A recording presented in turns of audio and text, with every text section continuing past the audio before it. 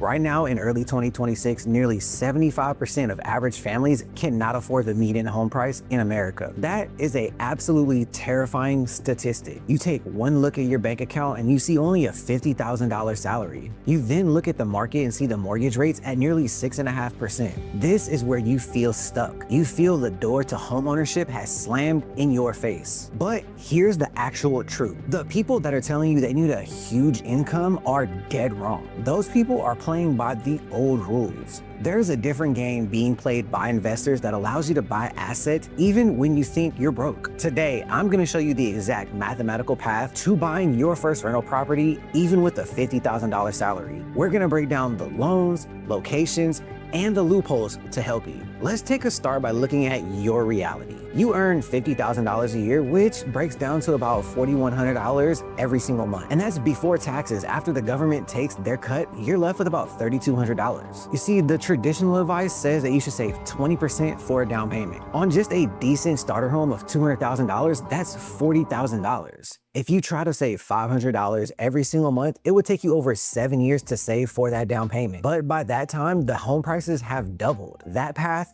is broken. The other problem that you face is the wealth gap. The average homeowner is over 40 times wealthier than those who rent. Renting is not just a choice. It is a financial trap that keeps you poor and helps get that landlord even richer and making them wealthier. You just need to get on the other side of that equation. You need to become that homeowner. But with your income, you can't just walk into a bank and ask for $1 million loan. You need what's called leverage. The first tool in your belt is the Federal Housing Administration loan, or what we call FHA loan. This is designed for people exactly like you in your position. The banks know you do not have $40,000 sitting around. The FHA is a program that allows you to buy a home with only 3.5% down. Let's do the math on that.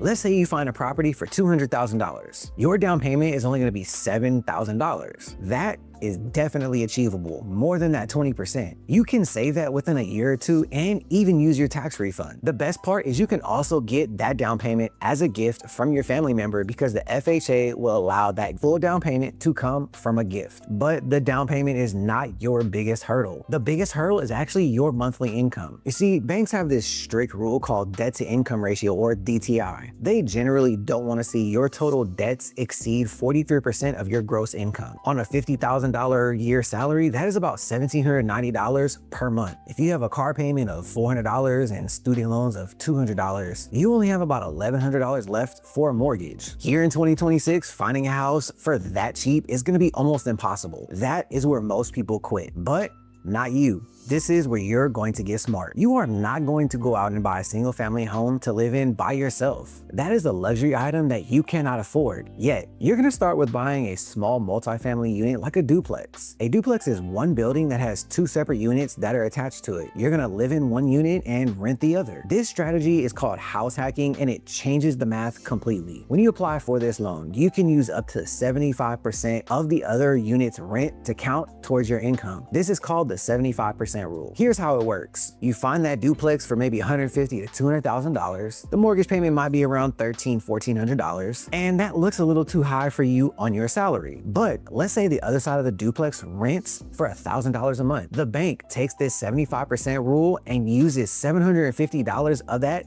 to go towards your income. Suddenly, the bank doesn't look at you as someone making a little over $4,100 every single month. They now see you as a landlord making $4,900 every single month. That is a big difference. This extra income is what's gonna help you get approved on a loan that you normally couldn't get on your own. Plus, the tenant is paying most of your mortgage. If your mortgage is $1,300 and your tenant is paying $1,000, guess what? You're only having to come out of pocket $300 every single month. I guarantee you that's cheaper than anything in rent you're gonna find. Now, I can hear some of you out there saying, Zach, look, I live in Los Angeles or New York, and you can't even buy a cardboard box out here for that much money. And you know what? You are right. You cannot use this strategy in expensive coastal cities where $50,000 is absolutely nothing per year. You must practice what's called geographic arbitrage. This means taking your money where it goes absolutely further. Here in early 2026, there are still markets where these numbers absolutely make sense. We call these cash flow markets, and they appear in the Midwest and the South more often than not. Cleveland, Ohio is a prime example of this. You can still find multifamily properties in Ohio for under $200,000. The rents there are strong compared to purchase price. A 2-bedroom apartment in Cleveland can rent for over $1,000 per month. That is the kind of math that makes house hacking work. Indianapolis, Indiana is another strong option. It has a stable economy and you can still find duplexes for $200,000 or less. If you live in an expensive city, you have a tough choice. You can stay there and rent forever, or you can move to a cheaper market for a few years and build your wealth. All right, now let's talk about the elephant in the room, interest rates. In December 2025, the average 30-year fixed mortgage was about 6.35%. That is definitely much higher than the rates we saw a few years ago. High rates makes your monthly payment higher, which means less cash flow for you. But there is a way to beat the bank. It is called subject to investing. Millions of homeowners bought their homes between 2020 and 2021 when the market was prime. The interest rates were under 3%. Some of these homeowners now, unfortunately, are in financial trouble. Maybe they lost a job, facing a divorce, or even facing foreclosure. They need to sell their house but cannot afford the agent commissions. You can solve their problem by taking over their mortgage payments. You are buying a house subject to an existing mortgage. This means the original loan stays in their name, but the deed to the house transfers to you, and you start making their monthly payments on the loan. This will allow you to inherit their insanely good interest rate of 2 to 3%. Can you imagine buying a house today, but with 2021 interest rates? On a $200,000 home, the difference between a 3 and a 6% rate is over $350 every single month.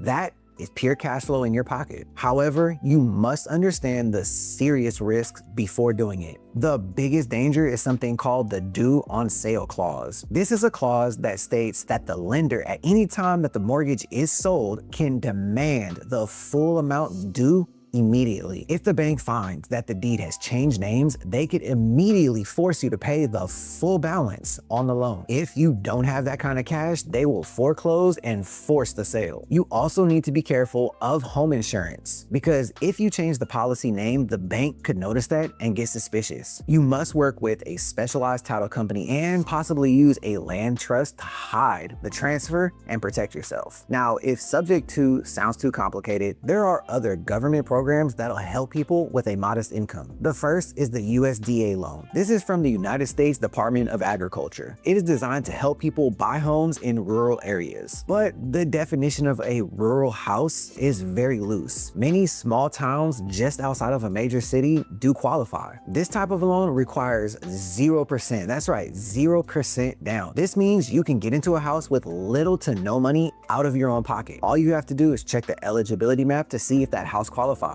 The second program is called the Good Neighbor Next Door program. This is a special program from HUD for teachers, law enforcement officers, firefighters, and emergency medical technicians. If you work in one of these professions, HUD will sell you a home in certain revitalization areas for 50% off the list price. Yes, 50% off. If a home is listed for $200,000, you can get it for $100,000. And you only have to put down $100 as a deposit. Now, yes, there's a catch, and you have to live in that as your primary residence for 3-year minimum. You cannot rent it out immediately. But getting 50% off is instant equity and totally worth it. It is one of the fastest ways in real estate to build wealth with low income. So how do you actually do this? Well, here's your step-by-step roadmap. Step 1 is credit repair. You need a credit score of at least 580 to apply for the low down payment FHA loan. If your score is lower than that, you need to pay down credit cards and fix errors on that report immediately. Step 2 is about lean savings. You need to set a goal of saving around $7,000 to $8,000